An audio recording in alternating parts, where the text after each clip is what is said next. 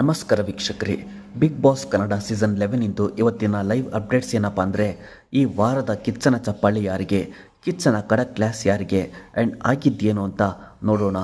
ಅದಕ್ಕೂ ಫಸ್ಟ್ ನೀವೇನಾದರೂ ಈ ಚಾನಲ್ನ ಫಸ್ಟ್ ಟೈಮ್ ನೋಡ್ತಿದ್ರೆ ಸಬ್ಸ್ಕ್ರೈಬ್ ಮಾಡಿ ಆ್ಯಂಡ್ ಇಷ್ಟ ಆದರೆ ಲೈಕ್ ಮಾಡಿ.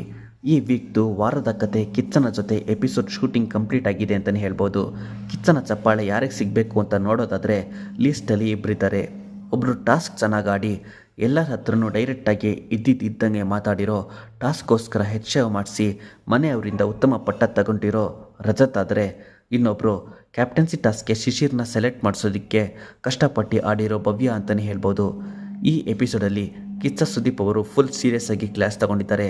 ಕ್ಯಾಪ್ಟನ್ಸಿ ಟಾಸ್ಕ್ ಆಡಲಿ ಅಂತ ಜನಗಳು ಓಟ್ ಹಾಕಿ ಟೀಮ್ನ ವಿನ್ ಮಾಡಿಸಿದ್ರು ಗೌತಮಿ ಮೇಲಿರೋ ಸಿಟ್ಟಿಗೆ ಈಗೋ ತೋರಿಸಿ ಟಾಸ್ಕ್ ಆಡ್ದಲೇ ಇರೋದು ಮೋಕ್ಷಿತ ಮಾಡಿದ ತಪ್ಪು ಅಂತ ಕಿಚ್ಚನ ಮಾತಾಗಿತ್ತು. ಟಾಸ್ಕ್ ಆದಮೇಲೆ ಮಂಜು ಐಶ್ವರ್ಯ ಮಾತಾಡಿರೋ ಮಾತಿಗೆ ಮಂಜು ಹೇಳಿದ ತಪ್ಪ ಇಲ್ಲ ಮಂಜುನ ಟಾರ್ಗೆಟ್ ಮಾಡೋದಕ್ಕೆ ಹೇಳಿರೋ ಮಾತನ್ನ ಟ್ವಿಸ್ಟ್ ಮಾಡಿಸಿರೋದು ಐಶ್ವರ್ಯನ ಅಂತ ಇದ್ರ ಬಗ್ಗೆ ಕಿಚ್ಚ ಕಡಕ್ ಕ್ಲಾಸ್ ಇದೆ ಅಂತಲೇ ಹೇಳ್ಬೋದು. ಈ ವೀಕ್ ಎಲಿಮಿನೇಷನ್ ಇಲ್ಲ ಅಂತ ಯಾರಿಗೂ ಗೊತ್ತಿಲ್ಲದಲೇ ಇರೋದ್ರಿಂದ ಯಾರು ಎಲಿಮಿನೇಟ್ ಆಗ್ತಾರೆ ಅಂತ ಎಲ್ಲರೂ ಥಿಂಕ್ ಮಾಡ್ತಾ ಇದ್ದಾರೆ. ಇನ್ನು ಇಂಟ್ರೆಸ್ಟಿಂಗ್ ಅಪ್ಡೇಟ್ಸ್ಗೆ ಈ ಚಾನಲ್ನ ಸಬ್ಸ್ಕ್ರೈಬ್ ಮಾಡಿ.